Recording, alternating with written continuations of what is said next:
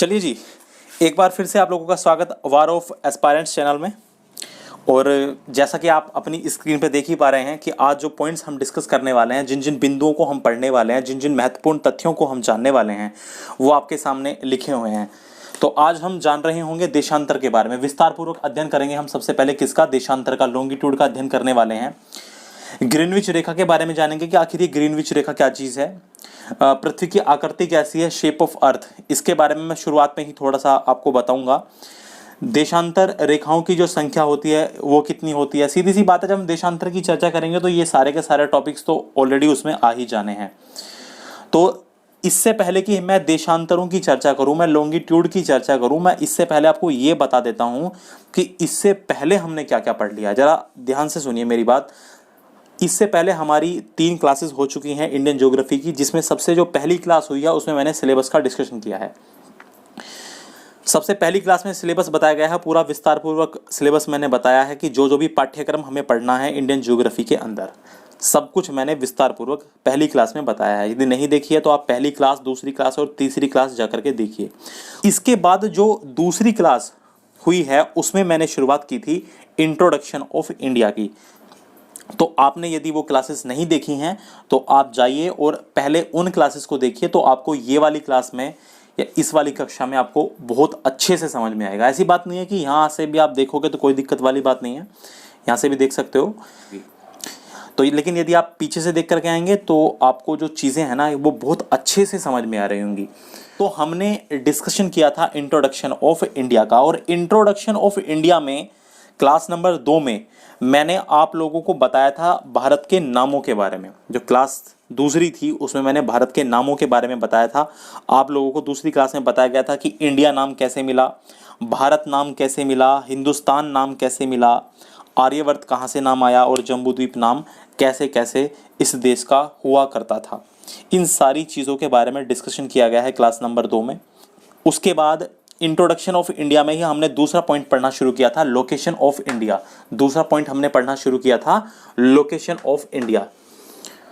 और location of India में हमने पढ़ना शुरू कर दिया था लैटिट्यूड। अब आप सोच रहे होंगे यदि हम लोकेशन ऑफ इंडिया पढ़ रहे हैं और पढ़ रहे हैं हम लैटिट्यूड और लॉन्गिट्यूड, क्योंकि मैं लैटिट्यूड अब भी आपको तीसरी क्लास में बता चुका हूं। मैंने आपको इससे पहले वाली क्लास में भी बताया था कि देशों की अवस्थिति को ज्ञात करने के लिए, किसी भी कंट्री की लोकेशन को ज्ञात करने के लिए आप सबसे पहले अर्थ का मेजरमेंट करोगे कि नहीं करोगे। ये जो देश है, ये जो भारत देश है, ये कहाँ है? अर्थ पे ही है ना। तो जो देश अर्थ पे है, आप ये जानने के लिए कि वो देश कहाँ है, उसकी लोकेशन कहाँ है, कितनी दूर है, ये सब करने के लिए तो आप अर्थ की मेजरमेंट करोगे कि नहीं करोगे। सीधी सी बात है, बिल्कुल अर्थ की मेजरमेंट हमको करनी पड़ेगी। हमें अर्थ का मापन करना पड़ेगा, अर्थ को हमें मापना पड़ेगा, नापना पड़ेगा कि कितनी बड़ी, कितनी चौड़ी, कितनी ऊंची, ये सारी की सारी चीज़ें हमें देखनी पड़ेंगी। लेकिन मैंने आपको बताया यार, अर्थ इतनी ज़्यादा बड़ी है, अर्थ इतनी ज़्यादा बड़ी है कि उसका मेजरमेंट कर पाना पॉसिबल नहीं है। बताओ, क्या आपके पास कोई ऐसा इंच टेप, क्या आपके पास ऐसा कोई फीता है कि आप अर्थ को पूरी की पूरी को माप दोगे? बिल्कुल भी नहीं। अच्छा चलो, अर्थ की तो बात छोड़ दो, अर्थ की तो बात छोड़ दो, मैं आपको एक एग्जांपल देके बताता हूं। अर्थ की बात आप छोड़ दीजिए, मैं आपको एक छोटा सा एग्जांपल देके बताता हूं। अच्छा एक बात बताइए, सोचिए, पृथ्वी तो काफी बड़ी है, उसकी तो बात छोड़ ही दीजिए। यदि आपसे कहा जाए कि आप जिस रूम में बैठे हैं, यदि आपसे यह कहा जाए कि आप जिस रूम में बैठे हैं उसका मापन कीजिए, उसका मेजरमेंट कीजिए, तो आपका आंसर क्या होगा? आपका आंसर होगा कि जिस रूम में हम बैठे हैं वो रूम x मीटर लंबा है, वो रूम y मीटर चौड़ा है,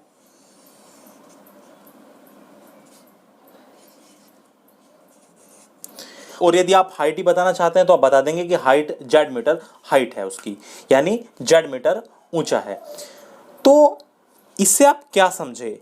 इससे हम ये समझे कि जैसे ही मापन की बात आई, जैसे ही मेजरमेंट की बात आई, तो आप लंबाई, चौड़ाई और ऊंचाई जैसी इकाइयों का प्रयोग करने लगे। आप लेंथ, ब्रेथ और हाइट जैसी यूनिट्स का यूज करने लगे। और जैसे ही मैंने लंबाई का, चौड़ाई का और ऊंचाई का प्रयोग किया तो मुझे साफ साफ पता चल गया कि ये जो रूम है ना, इस रूम की जो शेप है वो या तो घन के आकार की है या घनाभ के आकार की है। मतलब या तो वो एक क्यूब है या वो एक क्यूबॉइड है। और जैसे ही हमें पता चला कि कमरे की जो शेप है, कमरे की जो आकृति है वो घनाभ के आकार की है, घन के आकार की है, तो हम समझ गए कि हमें इस रूम का जो मेजरमेंट करना होगा वो घनाभ के रूल से या घन के रूल से करना होगा। वो हमें या तो क्यूबॉइड के रूल्स लगाने पड़ेंगे या क्यूब के रूल लगाने पड़ेंगे, और इनके रूल लगा के हम इसका कुछ भी मेजरमेंट कर सकते हैं। हम इसका वॉल्यूम निकाल सकते हैं, हम इसका एरिया भी निकाल सकते हैं, जो भी मन करे हम वो निकाल सकते हैं। इससे क्या पता चला? इससे हमें ये पता चला कि हमें किसी भी चीज़ को मापने से पहले, हमें किसी भी चीज़ को मेज़र करने से पहले ये पता होना ही चाहिए कि उसकी शेप कैसी है, उसकी आकृति कैसी। मैं एक बार आपको फिर बताता हूँ। देखो, आप लोग जानते हैं पृथ्वी तो बहुत ज़्यादा बड़ी है। एक रूम का एग्जाम्पल लीजिए और आपसे कहा जाए कि इस रूम को मेज़र करके बताइए, इस रूम का मापन कीजिए, तो आप क्या करेंगे? आप माप देंगे कि ये रूम इतने मीटर लंबा है, मान लो 15 मीटर लंबा है, 10 मीटर चौड़ा है और 12 मीटर ऊंचा है। कुछ भी मीटर में, फीट में, जैसा भी आप मानना चाहो वो आपकी मर्जी है। तो इससे मुझे क्या पता चला? मैंने लेंथ का यूज़ किया, मैंने हाइट का यूज़ किया, मैंने ब्रेथ का यूज़ किया। कहने का मतलब ये हुआ कि मुझे शेप का पता चला कि यार ये शेप किस प्रकार की शेप है। मुझे देखने से पता चल गया कि अच्छा ये तो एक घनाभ की शेप है, ये क्यूबॉइड की शेप है। कुछ भी शेप हो सकती है। आप यदि इसको 2D मानना चाहते हैं तो आप रेक्टेंगल मान सकते हैं इसको। जैसे ही आपको पता चला अच्छा ये आकृति तो रेक्टेंगल के जैसी है, तो आप रेक्टेंगल के रूल लगा करके पता कर सकते हो लंबाई, चौड़ाई, ये सारी की सारी चीज़ें, आप इसका क्षेत्रफल, ये सारी की सारी चीज़ें, एरिया, सारी की सारी चीज़ें आप पता कर सकते हो। तो हमें इससे ये पता चला कि जैसे ही मेज़रमेंट की बात आती है तो हमें किसी भी चीज़ को मेज़र करने से पहले ये पता होना ही चाहिए कि आखिर वो जो चीज़ है, वो जो वस्तु है, वो किस शेप की है, उसकी आकृति कैसी है, उसकी शेप क्या है। अब इसी बात को मैं इंग्लिश में बताने जा रहा हूँ क्योंकि बाइलिंगुअल ही हमें चीज़ों को पढ़ना है। ये बैच पूरा का पूरा ही बाइलिंगुअल जाएगा। We all know that earth is very large. We all know that earth is very large. Just leave it for a second. If you are asked to measure the room in which you are sitting, what will be your answer? Your answer will be that my room is XYZ meter in length, my room is XYZ meter wide, and my room is XYZ meter in height. What is this? When it comes to measurement, you will start using units like length, breadth, height, and use of these units immediately shows that the room is in the shape of a cuboid. And as soon as we came to know that the shape of the room is the size of a cuboid, we understand that the room can be measured using the rules of cuboid. कि इस room को cuboid के rule से आप major कर सकते हो। That is, before measuring anything, we should know what its shape is. तो मैंने जो बातें बताई हैं, जो मैंने आपको भी हिंदी में बातें बताई थी ना, वही सारी की सारी बातें बस मैंने इंग्लिश में बोली हैं। तो कहने का मतलब मेरा यही है, किसी भी चीज़ को आप तभी मेज़र कर पाएंगे यदि आपको पता चले कि वो जो आकृति है, वो जो आपके सामने शेप है, वो वर्ग है कि वो आयत है कि वो चतुर्भुज है, पंचभुज है, षष्ठभुज है कि शंकु है कि घन है कि घनाभ है। यदि आपको ये बातें पता हो तो आप उसको मेज़र कर सकते हैं। तो मैंने क्या कहा? मैंने ये तो कहा कि किसी भी शेप को मेज़र करने से पहले आपको ये पता होना चाहिए उसकी जो शेप है वो स्क्वायर के जैसी है, रेक्टेंगल के जैसी है, क्वाड्रिलेटरल के जैसी है, कि पेंटागन के जैसी है, कि हेक्सागन के जैसी है, कि क्यूब के जैसी है, या क्यूबॉइड के जैसी है, या कोन के जैसी है, सिलेंडर के जैसी है। क्या बात समझ पा रहे हैं? यदि मुझे शेप का पता है तो मैं उसको मेज़र कर लूँगा, यदि मुझे उसकी शेप का पता है तो मैं उसको मेज़र कर लूँगा। लेकिन अब बात ये आती है, ये जो अर्थ है अपनी, ये किस शेप की है, इसकी आकृति कैसी है। तो जैसे ही अर्थ की बात आती है तो आपके आंसर पता है क्या हो सकते हैं? आपके ये संभावित आंसर हो सकते हैं। कुछ लोग कह सकते हैं कि अर्थ की जो शेप है वो अंडाकार है, कुछ कह सकते हैं कि अर्थ की जो शेप है वो गोलाकार है।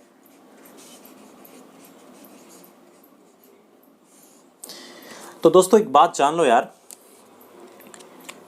ये जो आंसर है ना, अंडाकार, गोलाकार, ये तब अच्छे लगते थे जब हम छोटे थे, जब हम स्कूल में पढ़ते थे।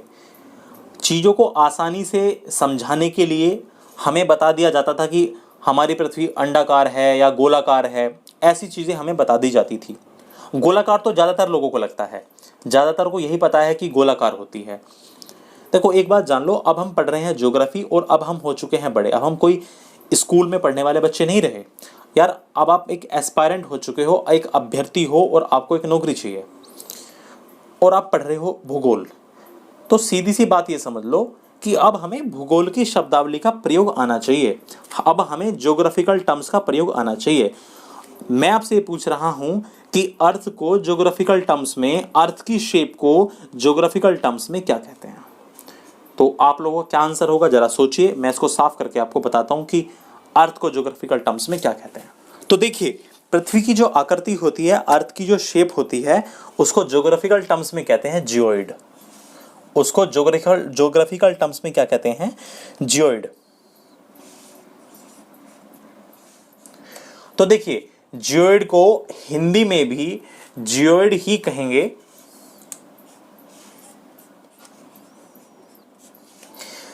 लेकिन आप यदि इसकी जबरदस्ती से हिंदी बनाना चाहते हैं, इस जियोइड वर्ड की जबरदस्ती से हिंदी बनाना चाहते हैं, तो आप इसको हिंदी में भूगोलाब भी कह सकते हैं। भूगोलाब।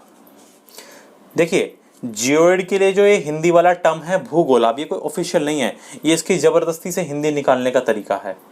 जियोइड को हिंदी में जियोइड ही कह सकते हैं। जैसे खुद समझिए, कोई नाम है, उस, अब जैसे आपका नाम है तो आप अपने नाम की इंग्लिश में भी उसी तरह से प्रोनाउंसिएशन करते हैं और हिंदी में भी उसी तरह से उच्चारण करते हैं। क्या कोई फर्क होता है उन दोनों में? तो अभी अभी हमने जान लिया कि जो अर्थ की जो शेप है वो कैसी है, जियोइड है, जियोइड के जैसी है। अब सबसे बड़ी प्रॉब्लम हमारे सामने यार ये आई, ये जियोइड कैसी आकृति है? ये जो जियोइड है, ये आकृति कैसी है, ये कैसी शेप है? हम वर्ग को जानते हैं यानी स्क्वायर को जानते हैं, हम आयत यानी रेक्टेंगल को जानते हैं, हम ट्रायंगल यानी त्रिभुज को जानते हैं, हम चतुर्भुज यानी क्वाड्रिलेटरल को जानते हैं, हमने पंचभुज यानी पेंटागन देखा है, हमने वृत्त यानी सर्कल भी देखा है, हमने क्यूब की आकृति भी देखी है यानी घन की आकृति भी देखी है, हमने घनाभ यानी क्यूबॉइड की भी आकृति देखी है, हमने शंकु यानी कोन की आकृति भी देखी है। पर ये जियोइड कैसी आकृति है? तो सुनिए मेरी बात, ये कैसी आकृति है? जो वास्तविक ग्लोब की आकृति होती है वही क्या है? जियोइड है। जो एक रियल ग्लोब होता है वो बिल्कुल जियोइड के आकार का होता है और वो आकृति कुछ इस तरह की होती है। देखिए,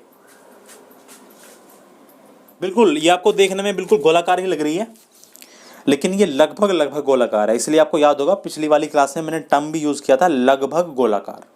और इस आकृति को हम ज्योग्राफिकल टर्म्स में क्या कहेंगे? जियोइड कहेंगे। आ रही है बात समझ? अब ये मत कहिएगा ये तो बिल्कुल गोले के जैसी दिख रही है।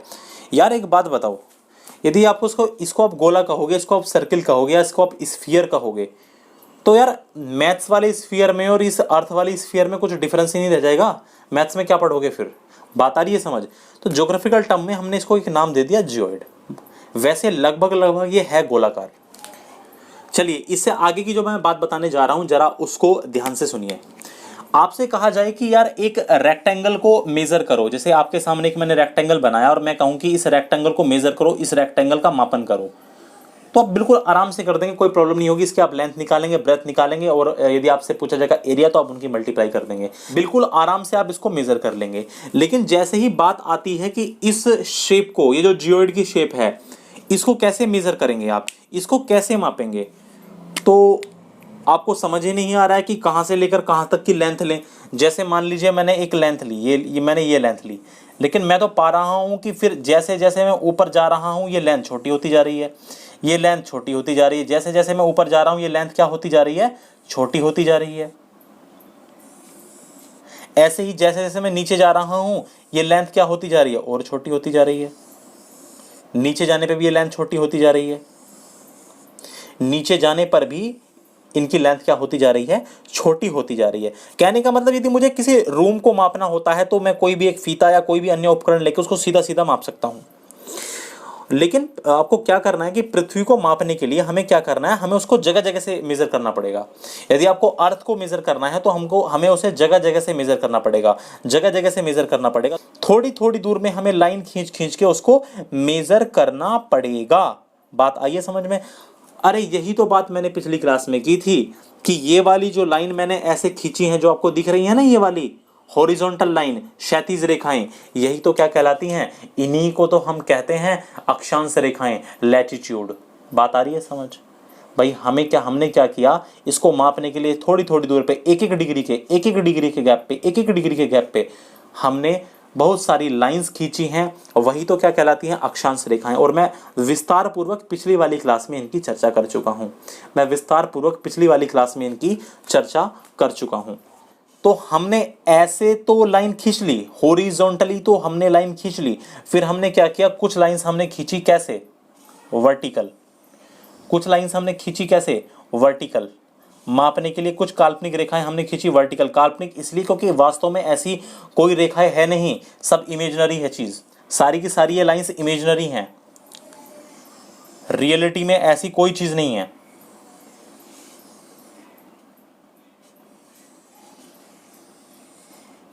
तो मैंने कुछ लाइन वर्टिकल्स खींच ली, थोड़ी दूर में मैंने कुछ लाइन वर्टिकल्स खींच ली। तो ध्यान रखिए, ये जो लाइन मैंने हॉरिजॉन्टली खींची है, क्षैतिज खींची है, ऐसे जो आपको ब्लैक में दिख रही होंगी ये वाली, इनको कहते हैं हम अक्षांश रेखाएं, इनको हम कहते हैं लैटिट्यूड। और वो जो लाइन आपको दिख रही है ऐसे वर्टिकल, ये कहलाती हैं लॉन्गिट्यूड। ये क्या कहलाती हैं, लॉन्गिट्यूड कहलाती हैं। ये वाली लाइंस जो आपको ब्लू में दिख रही हैं, ये वाली लाइंस क्या कहलाती हैं, लॉन्गिट्यूड लाइन कहलाती हैं। तो लास्ट क्लास में मैं लैटिट्यूड के बारे में, अक्षांश के बारे में विस्तार पूर्वक चर्चा कर चुका हूं, और आज की क्लास में जो मैं चर्चा करने जा रहा हूं वो बात होगी लॉन्गिट्यूड के बारे में, देशांतर के बारे में। लैटिट्यूड मतलब अक्षांश, लॉन्गिट्यूड मतलब देशांतर। तो आज जो चर्चा होगी वो किसके बारे में होगी, लॉन्गिट्यूड के बारे में चर्चा हो रही होगी।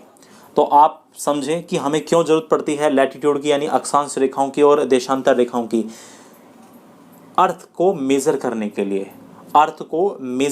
लिए, मापन के लिए, अर्थ के मापन के लिए हमें जरूरत पड़ती है किसकी, लैटिट्यूड की और लॉन्गिट्यूड की। अच्छा, एक बात और ध्यान रखिएगा, ये जो लैटिट्यूड लाइंस होती हैं, ये वाली जो हॉरिजॉन्टल खींची हुई हैं, ये हमें दो चीज़ में मदद करती हैं। एक तो नॉर्थ से लेकर के साउथ तक की दूरी बताने में, एक तो डिस्टेंस बताने में हमें हेल्प करती हैं। नॉर्थ से लेकर के साउथ तक की दूरी बताने के लिए हमें हेल्प करती हैं। और इसके अलावा जलवायु, जो हम क्लाइमेट पढ़ते हैं, क्लाइमेट को भी हम इनके माध्यम से पढ़ते हैं। जलवायु पढ़ने में भी ये हमारी मदद करती हैं। जिसने सिलेबस नहीं देखा है वो क्लाइमेट ऑफ इंडिया, वहाँ भी मैं इसकी चर्चा कर रहा हूँ। जिसने सिलेबस वाली वीडियो नहीं देखी है वो सिलेबस वाली वीडियो में जाकर के देख सकता है। लॉन्गिट्यूड हमें हेल्प करता है टाइम बताने में, किसी भी स्थान का टाइम यानी समय बताने में हमारी हेल्प करता है क्या, लॉन्गिट्यूड। तो मैं इस लॉन्गिट्यूड की ही बात करने जा रहा हूँ। यदि किसी ने लैटिट्यूड नहीं पढ़ा है तो क्लास नंबर 3 में जाकर के पहले लैटिट्यूड पढ़ लीजिए, और फिर इस क्लास में आप लॉन्गिट्यूड को बहुत अच्छे से समझ पाएंगे। तो मैं विस्तार पूर्वक अब लॉन्गिट्यूड की चर्चा करने जा रहा हूँ। चलिए, तो आइए अब देशांतर को हम ना विस्तार पूर्वक जानते हैं, डिटेल से जानते हैं देशांतर को। अभी जैसे मैं आपको थोड़ी देर पहले ही एक रूम का एग्जाम्पल दे रहा था, मैं आपको रेक्टेंगल का एग्जाम्पल दे रहा था। तो आप जानते हैं जैसे कमरे की लंबाई को मापने के लिए आपको क्षैतिज रूप में यानी हॉरिजॉन्टली मापन करना पड़ता है, आपको हॉरिजॉन्टली मेजर करना पड़ता है। लेकिन यदि आपको कहा जाए कि आप रूम की हाइट मापिए, हाइट को मेजर कीजिए, तो ऊंचाई को कैसे मापेंगे, आप उसको वर्टिकली मापेंगे। तो बस उसी तरह हमने क्या किया है, ध्यान से सुनिए, नॉर्थ पोल से लेकर के साउथ पोल, आप जानते ही हैं ऊपर क्या है, नॉर्थ पोल, और नीचे साउथ पोल। ये पिछली क्लास में मैं डिस्कस कर चुका हूं। उत्तरी ध्रुव से दक्षिणी ध्रुव को मिलाने वाली ऊर्ध्वाधर काल्पनिक रेखाएं देशांतर रेखाएं कहलाती हैं। आपने देखो ये जो लाइंस हैं ये नॉर्थ पोल को साउथ पोल पे मीट कर रही हैं, नॉर्थ पोल से साउथ पोल पे मिल रही हैं आकर के। देखिए ये जो लाइंस देख रहे हो आप, ये सारी की सारी कैसी हैं, वर्टिकल लाइंस हैं। जो अक्षांश रेखाएं होती हैं, जो लैटिट्यूड होती हैं, वो हॉरिजॉन्टल होती हैं। आप इनको देख रहे हो, ये सारी की सारी कैसी लाइंस हैं, वर्टिकल लाइंस हैं, ऊर्ध्वाधर रेखाएं हैं। कैसी हैं, ऊर्ध्वाधर रेखाएं हैं, वर्टिकल लाइंस हैं। और हर ऊर्ध्वाधर रेखा और हर एक वर्टिकल लाइन नॉर्थ पोल से देखिए चलनी शुरू होती है और आकर के कहाँ मिल जाती है, साउथ पोल पे। नॉर्थ पोल से चलती है, उत्तरी ध्रुव से चलती है और कहाँ के मिल जाती है, साउथ पोल पे। तो मैंने भी आपको क्या बताया कि उत्तरी ध्रुव से दक्षिणी ध्रुव को मिलाने वाली ऊर्ध्वाधर काल्पनिक रेखाएं देशांतर रेखाएं कहलाती हैं। काल्पनिक क्यों कह रहा हूं, क्योंकि मैं आपको ऑलरेडी पिछली क्लास में बता चुका हूं कि ये जितनी भी अक्षांश रेखाएं हैं, जितनी भी देशांतर रेखाएं हैं, ये सब की सब काल्पनिक हैं, ये सब की सब इमेजिनरी लाइंस हैं। ऐसे अर्थ पे कोई लाइंस नहीं है, बस हमने मेजर करने के लिए ऐसी लाइंस को मान लिया है, केवल और केवल हमने मान लिया है ऐसी लाइंस को। रियलिटी में ऐसी कोई लाइंस नहीं है। आप जानते होंगे जब हम अक्षांश रेखाएं पढ़ रहे थे तो हमने जाना था कि जो इक्वेटर लाइन थी, जो लाइन थी इक्वेटर, ये अर्थ को दो बराबर बराबर हिस्सों में बांट देती थी। ऊपर वाला नॉर्दर्न हेमिस्फीयर, नीचे वाला सदर्न हेमिस्फीयर, उत्तरी गोलार्ध और दक्षिणी गोलार्ध, और हमें वो बिल्कुल बीच वाली लाइन मिल गई। लेकिन हमारे सामने सबसे बड़ी प्रॉब्लम ये है कि ये जो लाइंस आप देख रहे हो, ये जो लाइंस आपको दिख रही हैं, वर्टिकल लाइंस आप देख रहे हो, देशांतर रेखाएं आप देख रहे हो, इनमें सबसे बड़ी प्रॉब्लम ये हुई कि हम बीच वाली लाइन किसको माने। अब आप में से काफी लोगों को ये लग रहा होगा कि यहां से जो ऐसे लाइन जा रही है उसको बीच वाली लाइन मान लें। देखो बिल्कुल भी ऐसा पॉसिबल नहीं है। जरा आप एक बात ध्यान से समझो, यदि आपने ये वाली लाइन बीच वाली लाइन मान ली, आपके सामने जो अभी ये जो चित्र आपके सामने प्रदर्शित हो रहा है, आपके सामने ये जो चित्र प्रदर्शित हो रहा है, ये केवल उसका एक व्यू है। अब खुद ही सोचिए, जब ये अर्थ रोटेट करेगी, जब ये अर्थ रोटेट करेगी, क्या ये लाइन बीच में रह जाएगी? खुद ही सोचो। मान लो मैं इस बीच वाली लाइन को यहाँ, मान लो कोई एक लाइन होगी, जैसे खुद ही सोचो मैं यहाँ लाइन ड्रॉ कर लेता हूँ, जैसे मैं यहाँ एक लाइन ड्रॉ ही कर लेता हूँ, जैसे मैंने ये कर ली एक लाइन ड्रॉ। ऐसे समझ लो ये वाली लाइन जो है ऐसे आ रही होगी और आपको ये लग रहा होगा कि इसको बीच वाली मान लो। यदि आपने इसको बीच वाली लाइन मान लिया तो खुद ही सोचिए, ये जो आपके सामने है ना, ये तो अर्थ का मात्र एक व्यू है। थोड़ी देर में अर्थ घूम जाएगी तो ये वाली लाइन कहीं यहाँ आ जाएगी, यही वाली लाइन यहाँ आ जाएगी, थोड़ी देर में आगे चली जाएगी। बात समझ रहे हो? तो कहने का मतलब यह है कि ऐसी कोई भी लाइन नहीं है जिसको आप बिल्कुल बीच वाली लाइन मान लें। दूसरी तरफ एक और मैं आपको बात बताना चाहता हूं, ये लाइन मैंने भी खींची, ये थी इक्वेटर। याद करिए लैटिट्यूड में मैंने पढ़ाया ये 0 डिग्री अक्षांश रेखा, और ये 0 डिग्री अक्षांश रेखा अर्थ को दो बराबर बराबर भागों में बांटती है। अब खुद सोचो, ये 0 डिग्री अक्षांश रेखा जो है, ये जो इक्वेटर है, ये ऐसे आके पीछे से भी ऐसे आ रही है। अब यदि अर्थ रोटेट करती है, अर्थ ऐसे घूमती है अपनी एक्सिस पे, ऐसे घूमती भी है, तो ये इसकी सिचुएशन हमेशा ही रहेगी, ये बदल थोड़ी ना रही है, इसकी सिचुएशन हमेशा ही रहेगी और ये अर्थ को दो बराबर बराबर भागों में ही बांटे रखेगी। बात आ रही है समझ? कोई प्रॉब्लम की बात नहीं है। लेकिन अब इनमें से कोई ऐसी देशांतर रेखा नहीं है जिसको मैं ये कह दूं कि हाँ ये हमेशा बीच में रहेगी। लेकिन पता है इन देशांतर रेखाओं की प्रॉपर्टी सबसे बड़ी क्या है? जैसे अक्षांश रेखा जो थी बीच वाली 0 डिग्री अक्षांश रेखा, वो केवल एकमात्र ऐसी रेखा थी जो पृथ्वी को दो बराबर हिस्सों में बांटती है। लेकिन ये सारी की सारी ही पृथ्वी को दो बराबर हिस्सों में बांटती हैं। ये जो देशांतर रेखाएं हैं ना, ये सारी की सारी ही पृथ्वी को दो बराबर बराबर हिस्सों में बांटती हैं। देखिए अब आप खुद सोचो, इस पॉइंट से होकर के ये वाली लाइन और ऐसे यहां आके मिल गई, तो ये वाली लाइन ऐसे आ रही होगी और फिर पीछे की तरफ से ऐसे आ रही होगी। खुद ही सोचो, ये सारी की सारी पोल पे जाके मिल रही हैं, सारी की सारी लाइन पोल पे जाके मिल रही है। अब खुद सोचो, मान लो कोई गेंद की आकृति है, एक फुटबॉल की आकृति है, अब उस पर आप कोई भी लाइन ड्रॉ कर रहे हो जो बिल्कुल उसके ऊपर नॉर्थ पोल को टच कर रही है और बिल्कुल साउथ पोल को भी टच कर रही है, तो वो सारी की सारी ही लाइन उस फुटबॉल को दो बराबर बराबर भागों में डिवाइड करेंगे। यकीन ना हो तो आज चाहे लाइन खींच करके देख लेना, चाहे उस पर एक धागा लेना और ऊपर नॉर्थ बिल्कुल पॉइंट पे ऊपर सेंटर पे मिलाना और नीचे सेंटर पे मिलाना, नॉर्थ पोल पे मिलाना, सेंटर पे मिलाना, आप पाओगे कि सारी की सारी जो लाइंस हैं वो उस फुटबॉल को दो बराबर बराबर भागों में बांट देंगी। अच्छा खुद ही समझो यार, ये एक गोल चीज़ है। अब यहाँ शो कर पाना तो पॉसिबल नहीं है, ये तो 2 डायमेंशन आपको दिख रहा है।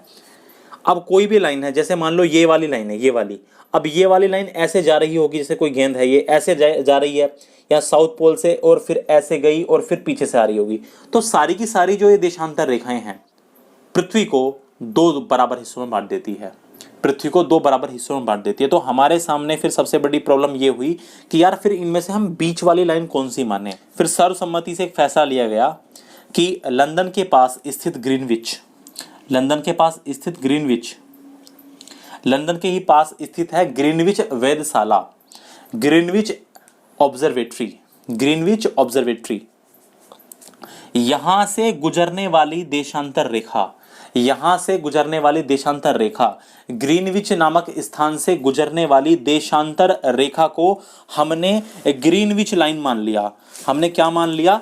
ग्रीनविच लाइन या 0 डिग्री देशांतर रेखा मान लिया। जैसे 0 डिग्री अक्षांश रेखा थी ना, इक्वेटर, ऐसे ही हमने ग्रीनविच से गुजरने वाली, लंदन के पास ग्रीनविच से गुजरने वाली लाइन को हमने क्या मान लिया?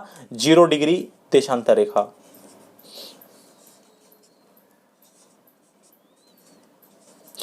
ग्रीनविच रेखा, इसी को क्या कहते हैं? ग्रीनविच रेखा।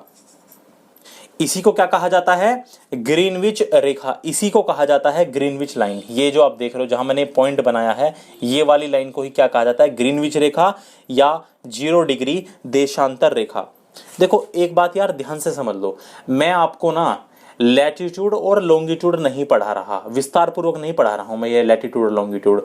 हम जो पढ़ रहे हैं वो पढ़ रहे हैं introduction of India. Introduction of India में हमने पहले नेम्स ऑफ इंडिया जाना था और हमें अब जानना है location of India.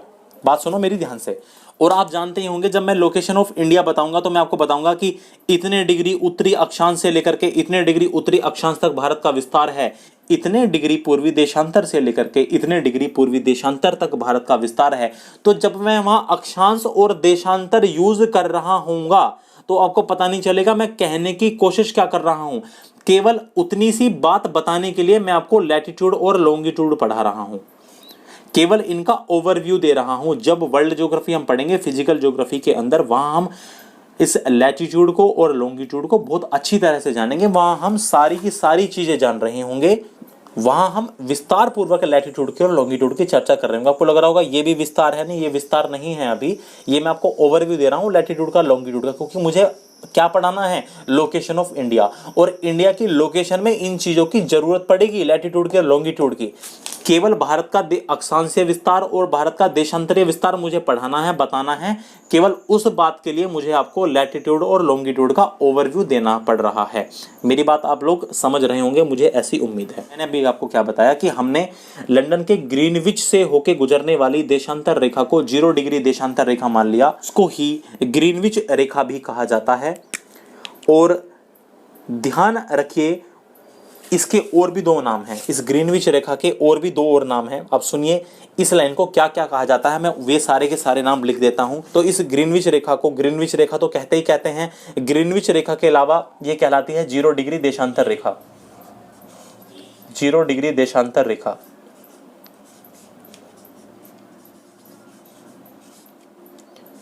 Zero degree latitude line, longitude line, या इसका एक और नाम है, इसको हम यामयोत्तर रेखा भी कहते हैं, हिंदी में कहते हैं यामयोत्तर रेखा, यामयोत्तर रेखा।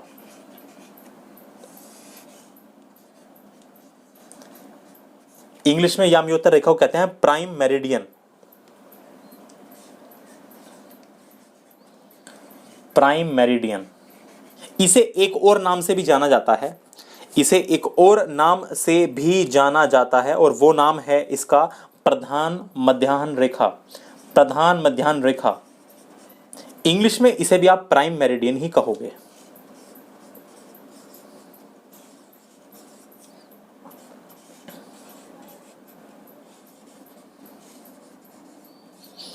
तो मैंने आपको क्या बताया?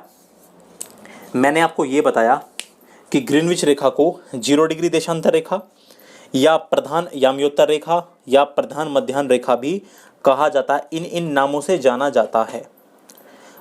इससे पहले मैंने आपको बताया कि उत्तरी ध्रुव से दक्षिणी ध्रुव को मिलाने वाली ऊर्ध्वाधर काल्पनिक रेखाएं ही क्या कहलाती हैं? देशांतर रेखाएं। The vertical imaginary lines joining the North Pole to South Pole are called longitude line.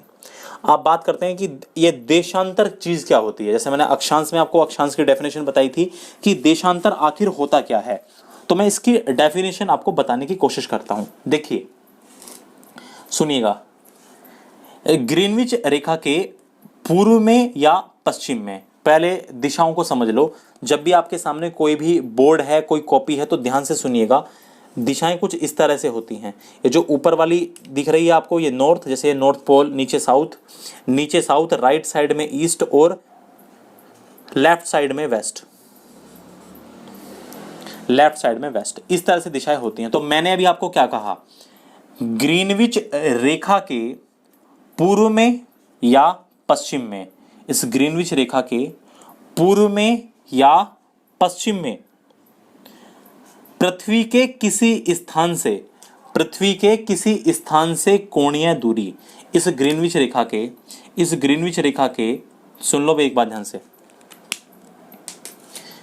एक बार फिर से रिपीट करता हूं, इस ग्रीनविच रेखा के पूर्व में या पश्चिम में पृथ्वी के किसी भी स्थान से, पृथ्वी के किसी भी स्थान से कोणीय दूरी क्या कहलाती है, उस स्थान का देशांतर कहलाती है। इंग्लिश में रिपीट करता हूं, the angular distance, the angular distance from a place on the east और west to the Greenwich line, the angular distance from a place on the east और west of Greenwich line is called longitude of that place.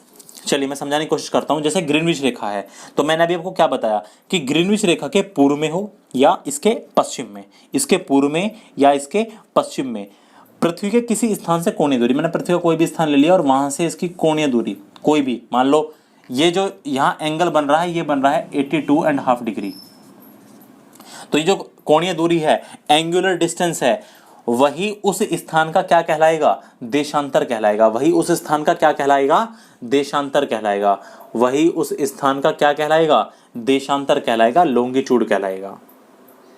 क्या बात समझ पाए? तो अभी मैंने आपको जो डेफिनेशन बताई है देशांतर की, वही वो यही बताई है कि ग्रीनविच रेखा के ईस्ट में या वेस्ट में किसी स्थान से एंगुलर डिस्टेंस ही उस स्थान का देशांतर कहलाता है। तो इसका मतलब क्या हुआ, इसका मतलब ये हुआ कि जैसे ये 82 डिग्री का एंगल यदि बना है, तो ये वाली जो लाइन जा रही है, जो ये पृथ्वी का ये वाला स्थान है, ये वाली जो लाइन जा रही है, इसको मैं कहूंगा 82.5 डिग्री ईस्ट की लाइन, क्योंकि ये ईस्ट में है। ये लाइन क्या कहलाएगी, 82.5 डिग्री देशांतर। मान लो कोई लाइन है, जैसे यहाँ बन रहा है मान लो 10 डिग्री का एंगल, तो आप क्या कहोगे कि ये है 10 डिग्री पूर्वी लाइन, 10 डिग्री। इसको आप क्या कहोगे, 10 डिग्री ईस्ट। वेस्ट में जाओगे, मान लो इधर कोई एंगल बना और ये एंगल बना 24 का, तो आप कहोगे 24 डिग्री वेस्ट। तो क्या कहोगे, 24 डिग्री पश्चिमी देशांतर। तो इस तरह से निर्धारित होते हैं क्या, देशांतर। आप जानते ही होंगे, पिछली क्लास में मैंने ऑलरेडी बताया था कि लैटिट्यूड को और लॉन्गिट्यूड को, अक्षांश को और देशांतर को अंश, मिनट और सेकंड में मापते हैं। अंश, मिनट और सेकंड में मापते हैं। मैं बार बार इसीलिए कह रहा हूं कि यदि किसी ने इससे पहले वाली क्लास नहीं देखी है लैटिट्यूड की, तो आप एक बार उस क्लास को जरूर देखिएगा, वहां से आपको बहुत सारी चीजें सीखने को मिलेंगी। चलिए इस बात से आगे बढ़ते हैं, और मैंने आपको बताया the angular distance from a place on the east or west of the Greenwich line is called longitude of that place। ये बातें हमने अभी की। उसके बाद मैंने आपको बताया कि ये जो ग्रीनविच लाइन है, ये 0 डिग्री देशांतर रेखा, याम्योत्तर रेखा और प्रधान मध्याह्न रेखा कहलाती है। इसको हम 0 डिग्री लॉन्गिट्यूड या प्राइम मेरिडियन भी कहते हैं। किसको, ग्रीनविच रेखा को। ग्रीनविच रेखा क्यों कहा जाता है, क्योंकि ये लंदन के पास जो ग्रीनविच ऑब्जर्वेटरी है, ग्रीनविच एस्ट्रोनॉमिकल ऑब्जर्वेटरी, वहां से गुजरती है। ध्यान से समझिए इस पॉइंट को, जो मैं बताने जा रहा हूं इस पॉइंट को ध्यान से समझिए। जब हमने लैटिट्यूड पढ़ा था, हमने अक्षांश रेखाएं पढ़ी थी, तो हमने जाना था कि अक्षांश रेखाओं की जो लंबाई है ना, लेंथ है, वो आप देखोगे धीरे धीरे जैसे हम पोल की तरफ जाते हैं तो वो घटती जाती है। जैसे जैसे हम पोल की तरफ जाते हैं, चाहे नॉर्थ पोल की तरफ जाएं या इक्वेटर से हम साउथ पोल की तरफ जाएं, तो आप पाओगे कि उनकी जो लेंथ है वो घटती जाती है। लेकिन देशांतर रेखाओं में ऐसा नहीं होता, लेकिन लॉन्गिट्यूड लाइन में ऐसा नहीं होता। लॉन्गिट्यूड जो लाइन है, इन सब की जो लेंथ है वो बराबर होती है। सारी की सारी जो देशांतर रेखाएं हैं लंबाई में क्या होती हैं, बराबर होती हैं। जितनी लंबी ये है, जैसे ये आ रही है फिर पीछे की तरफ से ऐसे, तो जितनी लंबी देशांतर रेखा ये है, उतनी ही लंबी देशांतर रेखा ये है। अब आपको लग रहा होगा नहीं नहीं, ये वाली देखो, ये वाली कितनी लंबी है, ये वाली कितनी लंबी है, यदि मैं इसको पकड़ के ऐसे सीधा करूंगा तो बहुत लंबी आएगी, और ये देखो ये वाली तो कितनी छोटी है। अरे भैया एक बात ध्यान से देखो यार, ये गोल आकृति है, स्फीयर के जैसी आकृति है, जियोइड की आकृति है। ये आपको बस केवल 2 डायमेंशन होने के कारण आपको एक लाइन दिख रही है, सीधी नहीं है, ये भी ऐसे कर्व में है, ये भी ऐसे कर्व में है। ये वाली जो लाइन है, ये आपको दिख रही है, ये वाली भी ऐसे है कर्व में, ऐसे। बात आई समझ? ये सारी की सारी जो देशांतर रेखाएं होती हैं, सबकी जो लेंथ होती है वो बराबर होती है। लेकिन एक बात ध्यान रखिएगा, ये समांतर नहीं होती, पैरेलल नहीं होती। जैसे आपने अक्षांश रेखाएं देखी होंगी पिछली क्लास में जब मैंने पढ़ाई, तो अक्षांश रेखाएं सारी की सारी एक दूसरे के पैरेलल थी, सारी की सारी लाइन एक दूसरे के पैरेलल थी। लेकिन देशांतर रेखाएं पैरेलल नहीं। खुद ही देख लो, यहां देखो कितना डिफरेंस है, फिर यहां के तो आपस में मिल गई। क्या पैरेलल लाइन कभी आपस में मिल सकती हैं? पैरेलल लाइन कभी आपस में नहीं मिलती। तो देशांतर रेखाएं पैरेलल नहीं होती, लेकिन अक्षांश रेखाएं पैरेलल होती हैं। लॉन्गिट्यूड पैरेलल नहीं होते, लैटिट्यूड पैरेलल होते हैं। और एक बात का ध्यान रखिएगा, जैसे जैसे ध्रुवों से, सुन लेना मेरी बात, अक्षांश का ठीक उल्टा, जैसे जैसे ध्रुवों से इक्वेटर की तरफ बढ़ते हैं, जैसे जैसे ध्रुवों से किसकी तरफ बढ़ते हैं? इक्वेटर की तरफ। देखिए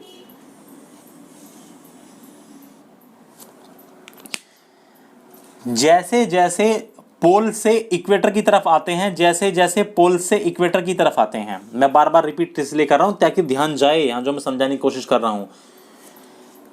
इनके बीच का जो गैप है वो बढ़ता जाता है, इनके बीच का जो गैप देख रहे हो वो बढ़ता जाता है। देखो यहां कितना कम कम गैप है, कितना कम गैप है। और जैसे जैसे जैसे जैसे हम कहां जा रहे हैं, जैसे जैसे हम इक्वेटर की तरफ जा रहे हैं, इनका जो गैप है, देशांतर रेखाओं के बीच की जो दूरी है वो बढ़ती जाती है। तो मैंने 3 पॉइंट आपको अभी भी बताए। पहला पॉइंट तो ये है कि सभी देशांतर रेखाओं की जो लेंथ होती है, लंबाई होती है, वो बराबर होती है, लेकिन ये रेखाएं समांतर नहीं होती, पैरेलल नहीं होती। तीसरा पॉइंट ये बताया कि ध्रुवों से इक्वेटर की तरफ जाने पर, ध्रुवों से भूमध्य रेखा की ओर जाने पर देशांतर रेखाओं के जो बीच की दूरी है वो बढ़ती जाती है। आप देखिए यहाँ बिल्कुल ये मिली हुई है और फिर धीरे धीरे खुलनी शुरू हो चुकी हैं, ऐसे तरह से खुलनी शुरू हो चुकी हैं। और जैसे ही इक्वेटर पे पहुंच जाती है तो इक्वेटर पर जाने के बाद इनके बीच में सबसे ज़्यादा दूरी रहती है। इक्वेटर के बीच में जाने पे सबसे ज़्यादा दूरी रहती है। अब आपको लगेगा कि चित्र में नहीं दिख रही, वो मैंने बनाया ऐसा है, सीधी बिल्कुल नहीं है, थोड़ा इधर उधर हो चुका है। तो भावनाओं पे जाइए, जो मैं समझाने की कोशिश कर रहा हूँ, चित्र पे मत जाइए। मैं जो कहने की कोशिश कर रहा हूँ वो ये है कि जैसे आप पोल से जाओगे इक्वेटर की तरफ तो देशांतर रेखाओं के बीच की दूरी बढ़ती चली जाती है। जो बात मैंने अभी आपको हिंदी में बताई है उस बात को मैं अब इंग्लिश में एक बार रिपीट करता हूँ। All longitude lines are equal in length. All longitude lines are equal in length, but these lines are not parallel. लेकिन ये रेखाएं समांतर नहीं है। They meet at one point on the north pole and south pole. ये उत्तरी ध्रुव और दक्षिणी ध्रुव पर एक ही बिंदु पर मिल जाती हैं। As these lines moves towards the equator, as these lines moves towards the equator, the distance between longitudes increases. तो वही बात जो मैंने हिंदी में कही थी वही बात मैंने अब इंग्लिश में कही है कि ध्रुवों से भूमध्य रेखा की ओर जाने पर देशांतरों के बीच की जो दूरी है वो क्या हो जाती है? बढ़ती चली जाती है। अब अगले पॉइंट पे आते हैं और कुछ और इनकी प्रॉपर्टीज जानने की कोशिश करते हैं इन देशांतर रेखाओं की। जो प्रॉपर्टी मैं अब बताने जा रहा हूं उसको ध्यान से सुनिएगा। जो विशेषता मैं इन देशांतर रेखाओं की अब बताने जा रहा हूं उसको थोड़ा सा गौर से सुनिएगा। देखो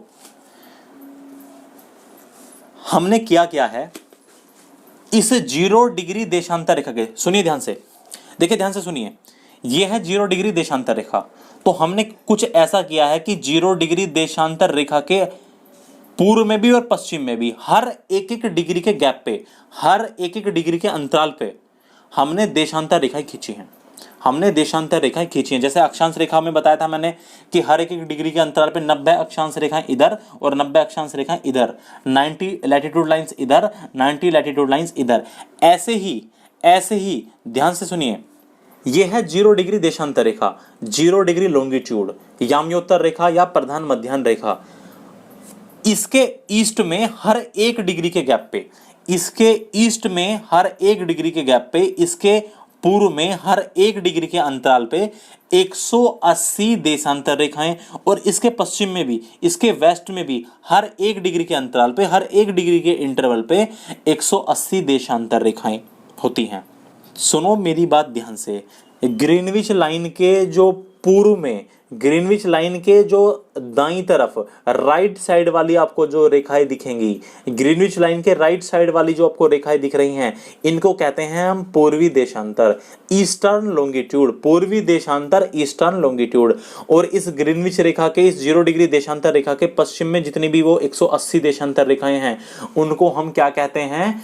पश्चिमी देशांतर, वेस्टर्न लॉन्गिट्यूड। जो जो बातें बोल रहा हूं ध्यान से नोट कर लीजिएगा उनको। अब मैं इसी बात को इंग्लिश में बोलता हूं, जो मैंने आपको बताई इसी को मैं इंग्लिश में बताने की कोशिश करता हूं। There are 180 longitude line at every 1 degree interval to the east of the Greenwich line and 180 longitude lines to its west also. The longitude lines to the right of the Greenwich line are called eastern longitude line and the longitude lines to the left of this Greenwich line are called western longitude line. वही बात जो अभी मैंने हिंदी में बताई, वही सारी की सारी कहानी मैंने इंग्लिश में बताई है कि 0 डिग्री देशांतर रेखा के पूर्व में 1 डिग्री के अंतराल पर 180 देशांतर रेखाएं तथा इसके पश्चिम में भी 180 देशांतर रेखाएं होती हैं, और ग्रीनविच रेखा के दाईं ओर स्थित देशांतर रेखाएं पूर्वी देशांतर रेखाएं और इस ग्रीनविच रेखा के बाईं ओर स्थित देशांतर रेखाएं पश्चिमी देशांतर रेखाएं कहलाती हैं।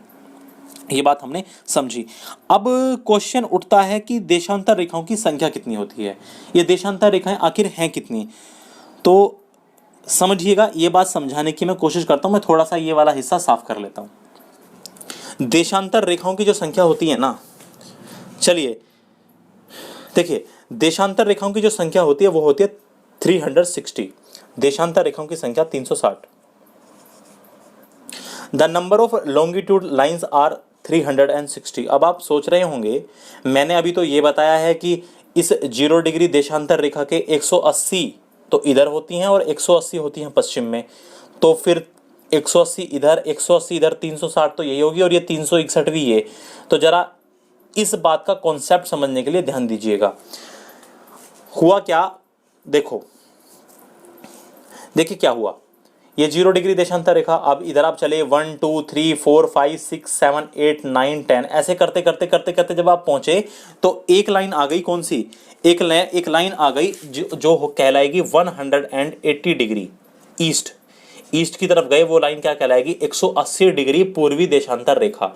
जैसे ये 1 डिग्री पूर्वी देशांतर रेखा, ये 2 डिग्री पूर्वी देशांतर रेखा, 3 डिग्री पूर्वी देशांतर रेखा, 4 डिग्री पूर्वी देशांतर रेखा, ऐसे करते करते करते करते आगे बढ़ेंगे। कोई आ जाएगी 82.5 82.5 डिग्री देशांतर रेखा। मैं 82.5 क्यों कह रहा हूं ये आपको पता चल जाएगा थोड़ी देर बाद। और फिर ऐसे करते 90 110 और ऐसे ही करते करते हम पहुंचे होंगे कहीं 180 डिग्री देशांतर रेखा पे। मैंने बताया कि 180 इधर हैं और 180 इधर हैं। ऐसे ही इस 0 डिग्री देशांतर रेखा के ये जो 0 डिग्री लॉन्गिट्यूड आप देख रहे हो, इसके वेस्ट में चले और चलते चलते चलते चलते हम पहुंच गए होंगे, पीछे की तरफ चले गए और चलते चलते हम कहाँ पहुंच गए होंगे? 180 डिग्री वेस्ट पे पहुंच गए कि नहीं पहुंच गए? 180 डिग्री वेस्ट पे चले गए होंगे। कहने का मतलब 180 डिग्री पश्चिमी देशांतर, इसको क्या कहते हैं? 180 डिग्री पश्चिमी देशांतर। जैसे ये 1 डिग्री पश्चिमी देशांतर, ये 2 डिग्री पश्चिमी देशांतर, ऐसे करते करते हम 180 डिग्री पश्चिमी देशांतर तक पहुंच गए होंगे। तो आपकी जानकारी के लिए मैं एक अच्छी सी बात ये बता दूं कि 180 डिग्री वेस्ट और 180 डिग्री ईस्ट जो कि पीछे की तरफ, ये दोनों एक ही लाइन है। ये दोनों एक ही लाइन है, 180 डिग्री वेस्ट और 180 डिग्री वेस्ट और 180 डिग्री ईस्ट। 180 डिग्री पश्चिमी देशांतर रेखा और 180 डिग्री पूर्वी देशांतर रेखा, ये दोनों एक ही लाइन है।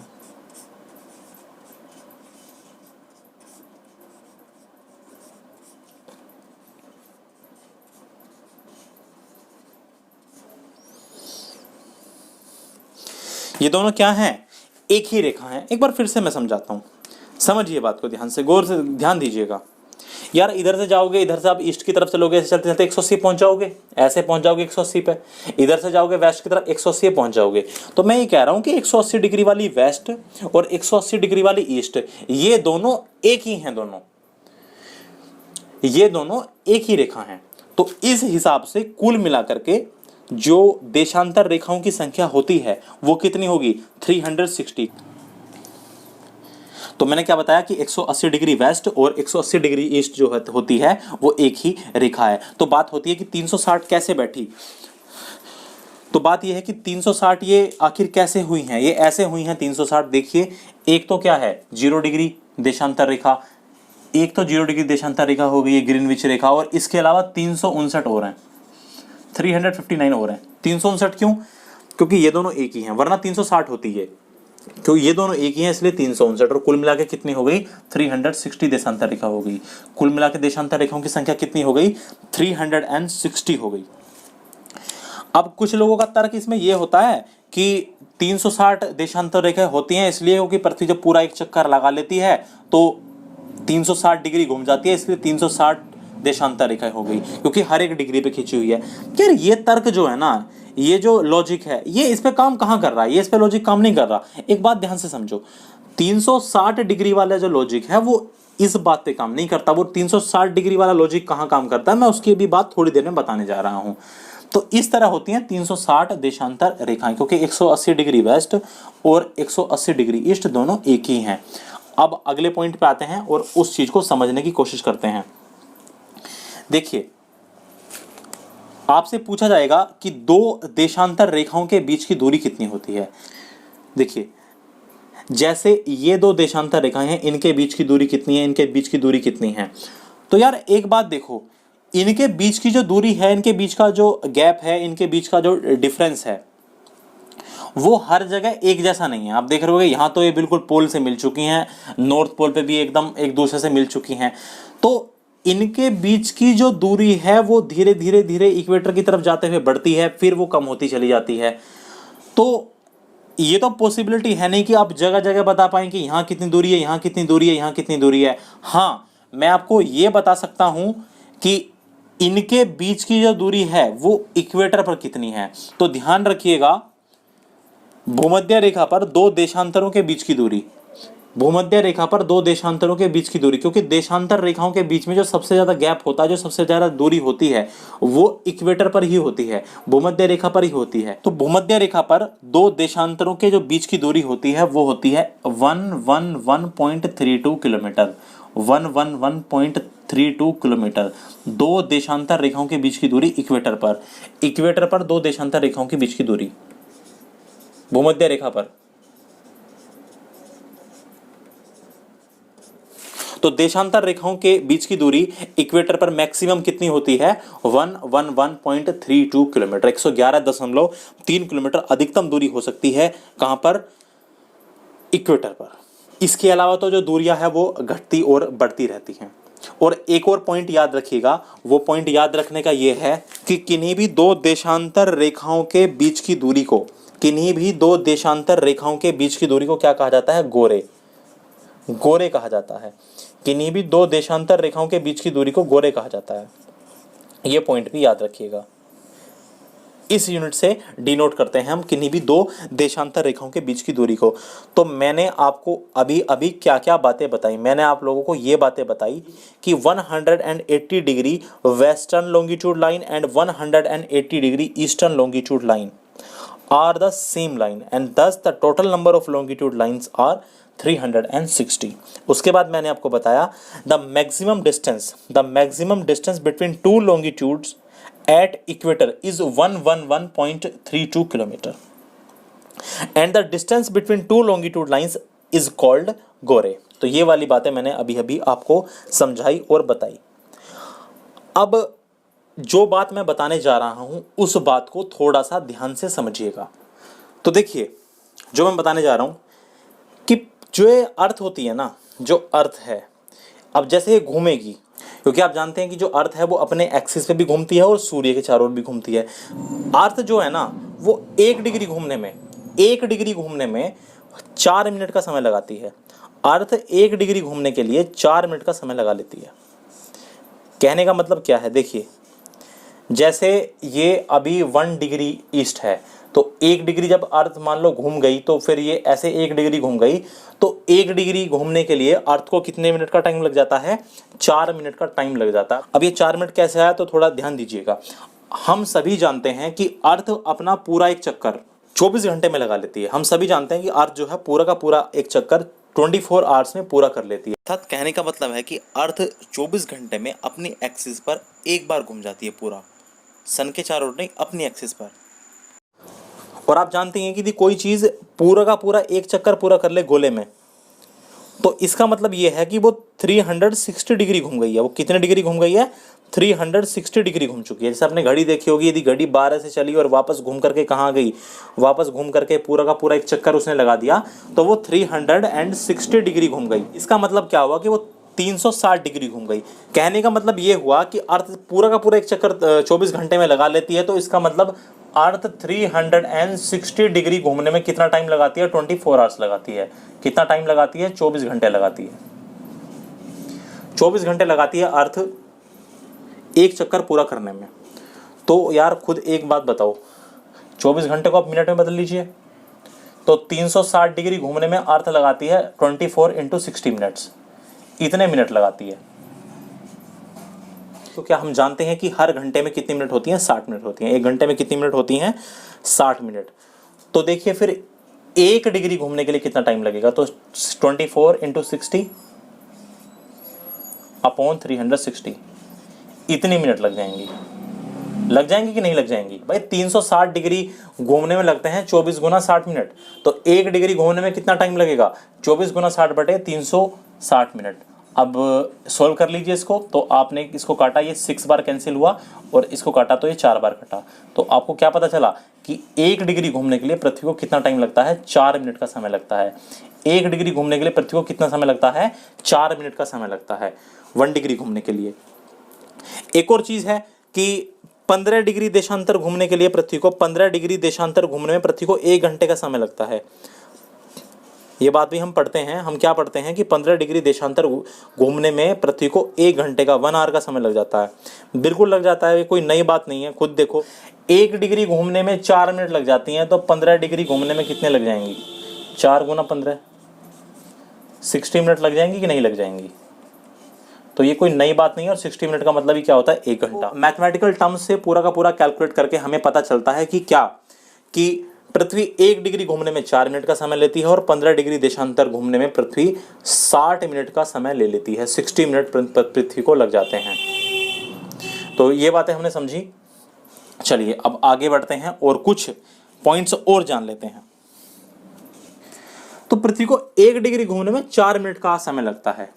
तो ध्यान से सुनिए, यहीं से एक और कॉन्सेप्ट बेहतरीन तैयार हुआ है। यहीं से एक बेहतरीन कॉन्सेप्ट तैयार हुआ है कि किन्हीं भी 2 देशांतरों के बीच में 4 मिनट का अंतर होता है। अभी अभी जब आपको याद होगा, मैंने शुरुआत में ही बताया था, लैटिट्यूड का प्रयोग होता है डिस्टेंस के लिए यूज करेंगे हम, और हम जलवायु जब पढ़ेंगे वहां भी हमें अक्षांश का प्रयोग करना पड़ेगा। और देशांतरों का प्रयोग टाइम के लिए किया जाता है। सुनो मेरी बात गौर से, देशांतर के आधार पर ही किसी स्थान का समय ज्ञात किया जाता है। लॉन्गिट्यूड के आधार पर ही किसी स्थान का समय ज्ञात किया जाता है। अभी अभी हमने यहाँ एक कॉन्सेप्ट सीखा कि पृथ्वी को 1 डिग्री घूमने में 4 मिनट का समय लगता है। तो इसका मतलब साफ साफ यही है कि किन्हीं भी 2 देशांतरों के बीच में, देखो खुद ही सोचो, हर 1-1 डिग्री के गैप पे हैं देशांतर रेखाएं। किन्हीं भी 2 देशांतरों के बीच में, किन्हीं भी 2 लॉन्गिट्यूड के बीच में 4 मिनट का डिफरेंस होता है। टाइम का 4 मिनट का डिफरेंस होता है। कितने का डिफरेंस होता है? 4 मिनट का। एक उदाहरण के लिए आपको समझाता हूं मैं। यदि लंदन में बज रहे होंगे 12, यदि लंदन में कितने बज रहे होंगे? 12 बज रहे हो, मान लो 12 PM हो रहा हो टाइम, तो ध्यान रखिएगा 1 डिग्री ईस्ट पर, 1 डिग्री ईस्ट पर 12:04 हो रहे होंगे, 12:04 हो रहे होंगे। क्योंकि मैंने अभी अभी आपको बताया कि किन्हीं भी 2 देशांतरों के बीच में, क्योंकि 1 डिग्री का गैप है, और 1 डिग्री का मतलब है 4 मिनट का अंतर होना, 4 मिनट का डिफरेंस होना। किन्हीं भी 2 देशांतर रेखाओं के बीच में 4 मिनट का डिफरेंस होता है। अब 2 के बीच में 8 मिनट का, फिर 12 मिनट का, इस तरह से डिफरेंस बढ़ता चला जाता है। अब यहां से एक बात और ध्यान से सुनो, इस 0 डिग्री देशांतर रेखा के जो ईस्ट में है वहां का टाइम आगे रहता है, बढ़ता है, और 0 डिग्री देशांतर रेखा के जो वेस्ट में है उनका टाइम पीछे रहता है, उनका टाइम इससे पीछे रहता है। सुनो मेरी बात, ये एक तरह से सेंटर मानो। ये क्या है? एक सेंटर।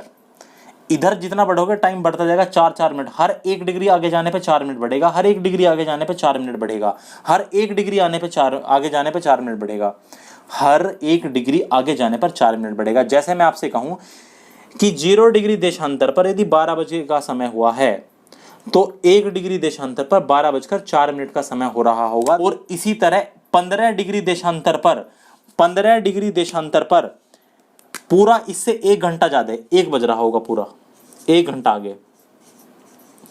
15 डिग्री देशांतर पर पूरा का पूरा इससे 1 घंटा आगे टाइम बढ़ रहा होगा। और 15 डिग्री देशांतर पर पूरा 1 बज रहा होगा, पूरा 1 घंटा आगे होगा टाइम किससे? ग्रीनविच से। बात आ रही है समझ?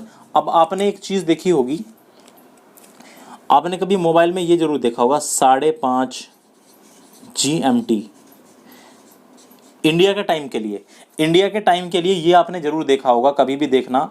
जब कभी आप मोबाइल की वर्ल्ड क्लॉक में जाओगे, जब कभी आप मोबाइल की वर्ल्ड क्लॉक में जाओगे तो वहाँ आपको न्यू दिल्ली के आगे या इंडिया के किसी सिटी के टाइम के आगे 5:30 GMT लिखा हुआ मिलेगा। इसका मतलब समझते हो? इसका मतलब ये है कि ग्रीनविच मीन टाइम से भारत का जो समय है वो 5.5 घंटे आगे है। भारत का समय 5.5 घंटे इसलिए आगे है क्योंकि भारत पूर्वी देशांतर में पड़ता है, लगभग यहाँ पड़ता है। और जो मैं आपको बता रहा था 82.5 डिग्री लाइन, 82.5 डिग्री ईस्ट, ये भारत की मानक समय रेखा है। भारत की जो मानक समय रेखा है वो क्या है? 82.5 डिग्री ईस्ट। तो भारत का टाइम क्या होता है कि यदि इंग्लैंड में यदि ग्रीनविच में 12 बज रहे हैं तो हमारे यहाँ टाइम रहेगा 5:30। ये टाइम हो रहा होगा, 5.5 घंटे आगे रहेगा। ध्यान दीजिएगा, इस ग्रीनविच के जितने भी इधर जाओगे, इस ग्रीनविच रेखा के 0 डिग्री देशांतर रेखा के जितने भी देश पूर्व में स्थित हैं उनका टाइम यहां से आगे रहेगा, और जितने भी देश इसके पश्चिम में हैं उनका टाइम यहां से पीछे चलेगा। जैसे मैं इंडिया की बात करता हूं, ये कितना है? 82.5 डिग्री ईस्ट, यानी कहने का मतलब ये है 82.5 डिग्री। कितना है ये? 82.5 डिग्री। आप जानते हैं कि 1 डिग्री होने का ही मतलब होता है 4 मिनट का अंतर हो जाना। तो जरा गुना करना 4 की इसमें। आप जब गुना करेंगे तो देखिए 5 4 20, 4 दूनी 8 और 2 10 और 8 चौक 32 और 1 33। आपने पाया कि ये कितना बैठ गया? 330 मिनट। कितना हुआ? 330 मिनट। यानी जीएमटी से ग्रीनविच से 330 मिनट ज्यादा। अरे 330 मिनट का ही तो मतलब होता है 5.5 घंटे। 300 मिनट में 5 घंटे और 30 मिनट और, यानी 5 घंटे 30 मिनट। ऐसे हमें पता चला कि अच्छा, यदि भारत की जो मानक समय रेखा 82.5 डिग्री है तो इसका मतलब हमारा जो टाइम है वो 330 मिनट आगे है, 5.5 घंटे आगे है। किससे? ग्रीनविच से। किससे आगे है? ग्रीनविच से। क्या बात समझ में आ रही है? ऐसे हमें पता चला। अब आपको किसी भी देशांतर का भी समय निकाल लो, मैं आपसे कहूं कि बताओ 25 डिग्री देशांतर, 25 डिग्री देशांतर पर क्या समय हो रहा होगा? तो 25 की गुना करेंगे सीधा 4 में, 25 चौका 100, यानी कहने का मतलब यह है कि जीएमटी से 100 मिनट आगे होगा 25 डिग्री देशांतर का समय। 25 डिग्री ईस्ट का समय, 25 डिग्री पूर्वी देशांतर का समय 100 मिनट आगे होगा, 100 मिनट आगे होगा। बात करें यदि हम पश्चिम की मैं बात करूं, यदि हम वेस्ट की बात करें, यदि जीएमटी पर 12 बजे का समय है तो 1 degree west, 1 degree west, 1 degree पूर्वी देशांतर रेखा पर 11:56 का टाइम हो रहा होगा, 11:56 का टाइम हो रहा होगा, 4 मिनट पीछे। यही तो मैं बात बता रहा था कि इसके पूर्व का टाइम आगे रहता है, इसके पश्चिम का टाइम पीछे रहता है। 2 डिग्री की यदि मैं बात करूं, यदि 2 डिग्री की बात की जाए तो वहां और इससे 8 मिनट पीछे टाइम हो रहा होगा, तो वहां 11:52 हो रही होंगी। बात आ रही है समझ में? ऐसे यदि मैं बात करूं 15 डिग्री वेस्ट की, 15 डिग्री पूर्व पश्चिमी देशांतर की, ऐसे ही यदि मैं बात करूं 15 डिग्री पश्चिमी देशांतर की, 15 डिग्री वेस्ट की, तो वहां ठीक 1 घंटा पीछे होगा टाइम, वहां 11 बज रहे होंगे। तो मेरी बात आप अच्छे से समझ पा रहे होंगे। ये जो मैंने आपको लैटिट्यूड और लॉन्गिट्यूड पढ़ाया है पिछली 2 क्लासों में, वो केवल इसलिए बताया क्योंकि मुझे आपको इंडिया की लोकेशन और इंडिया का टाइम बताना था। इसकी चर्चा हम विस्तार पूर्वक कर रहे होंगे। जैसे भारत का मानक समय है 82.5 डिग्री ईस्ट, 82.5 डिग्री पूर्वी देशांतर। कुछ देश तो ऐसे हैं जिनका जो स्टैंडर्ड टाइम है वो 1 से ज़्यादा है, 5 भी है, 7 भी है, बहुत सारे ऐसे देश हैं। तो इनकी चर्चा हम तब करेंगे जब हम डिटेल में फिजिकल ज्योग्राफी में पूरा डिटेल में हम पढ़ रहे होंगे लैटिट्यूड और लॉन्गिट्यूड। ये हमने ओवरव्यू जाना, क्यों जाना? क्योंकि हमें जानना है location of India and time of India, ये हमें चीज़ें जाननी थी, इसलिए हमने ये सारी की सारी चीज़ें पढ़ी हैं। इसमें मैं चलते चलते आपको एक पॉइंट और बता देता हूँ, जाते जाते लास्ट में एक पॉइंट और बता दूँ मैं। देखिए ये 0 डिग्री देशांतर रेखा है और ये 0 डिग्री अक्षांश रेखा है, ये 0 डिग्री देशांतर रेखा है और ये 0 डिग्री अक्षांश रेखा है।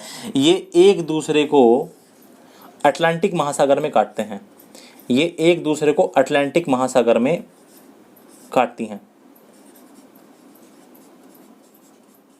अटलांटिक महासागर में मीट करती हैं। अब ये महासागर की बात आई तो आप जाइएगा सबसे पहली क्लास में जिसमें मैंने सिलेबस बताया है, वहाँ मैंने मैपिंग से सारे के सारे महासागर कहाँ कहाँ हैं, प्रशांत महासागर कहाँ है, अटलांटिक महासागर कहाँ है, हिंद महासागर कहाँ है, आर्कटिक महासागर कहाँ है, दक्षिणी महासागर कहाँ है, पैसिफिक ओशियन किस कहाँ है, अटलांटिक ओशियन कहाँ है, इंडियन ओशियन कहाँ है, आर्कटिक ओशियन कहाँ है और सदर्न ओशियन कहाँ है, सारे के सारे कॉन्टिनेंट का मैप बनवाया है शुरुआत वाली क्लास में, जो बिल्कुल पहली क्लास है जिसमें सिलेबस भी बताया गया है। वहाँ मैंने ज्योग्राफी की डेफिनेशन बताई है और उसके बाद मैंने आपको महासागरों के बारे में और महाद्वीपों के बारे में पढ़ा है। जिसको नहीं पता वो जाकर के वहाँ मैपिंग से इनके बारे में मैंने बताया है, वहाँ जाकर के आप देख सकते हैं। तो मैंने जो पॉइंट बताया है आपको, वो पॉइंट ये है कि 0 डिग्री देशांतर रेखा और 0 डिग्री अक्षांश रेखा एक दूसरे को अटलांटिक महासागर में काटते हैं। 0 degree longitude line and 0 degree latitude line intersect each other in the Atlantic ocean. तो ये आज हमने बात जानी है किसके बारे में? लॉन्गिट्यूड के बारे में। हमने लॉन्गिट्यूड के बारे में बहुत अच्छे से जान लिया है। अब हम कल से पूरी तरह इंडिया में आ जाएंगे और इंडिया की अवस्थिति की बात कर रहे होंगे, इंडिया के पॉइंट्स की बात कर रहे होंगे कि इंडिया का वेस्टर्न पॉइंट कौन सा है, इंडिया का ईस्टर्न पॉइंट कौन सा है, इंडिया का नॉर्दर्न पॉइंट कौन सा है और इंडिया का सदर्न पॉइंट कौन सा है। इन सब की चर्चाएं बहुत अच्छे से कर रहे होंगे। इंडियन ज्योग्राफी हम पहले इसलिए पढ़ रहे हैं क्योंकि एग्जाम पॉइंट ऑफ व्यू से, क्योंकि आपने देखा होगा दिल्ली पुलिस का एग्जाम है, यूपीएसआई भी आने वाला है, यूपी लेखपाल का भी एग्जाम आ ही जाएगा और बहुत सारे एग्जाम सर पे आने वाले हैं। तो उनके पॉइंट ऑफ व्यू से जो जीएस में ज्योग्राफी की यदि मैं बात करूं तो सबसे ज़्यादा जो इम्पोर्टेंट है वो इंडियन ज्योग्राफी ही है, इसलिए पहले मैं इंडियन ज्योग्राफी करा रहा हूं। तो ये हमने जाना अब तक लॉन्गिट्यूड के बारे में, इससे पहले हम लैटिट्यूड के बारे में पढ़ चुके हैं। तो मुझे उम्मीद है आप लोगों को जो मैंने चीज़ें बताई हैं वो समझ में आई होंगी, जो भी आप लोगों को आज चीज़ें बताई गई वो पूरी तरह समझ में आई होंगी। और अब आप लोगों से अगली क्लास में मुलाकात होगी। जिन जिन भी लोगों ने पुरानी क्लासेस नहीं देखी हैं वो उन क्लासेस को देख लीजिए, और जिस जिसको लग रहा है कि ठीक ठाक पढ़ाया जा रहा है तो वो हमारे चैनल से जुड़ जाइए और लगातार वीडियोस को देखते रहिए। चलिए अब आप लोगों से अगली क्लास में मुलाकात होगी जहां हम पढ़ेंगे लोकेशन ऑफ इंडिया, भारत की अवस्थिति को जानेंगे, भारत का अक्षांशीय विस्तार जानेंगे, भारत का देशांतरीय विस्तार जानेंगे, क्योंकि वहाँ अक्षांश की और देशांतरों की जरूरत पड़ेगी, इसलिए हमने अक्षांश को और देशांतरों को पढ़ा है। बहुत बहुत धन्यवाद।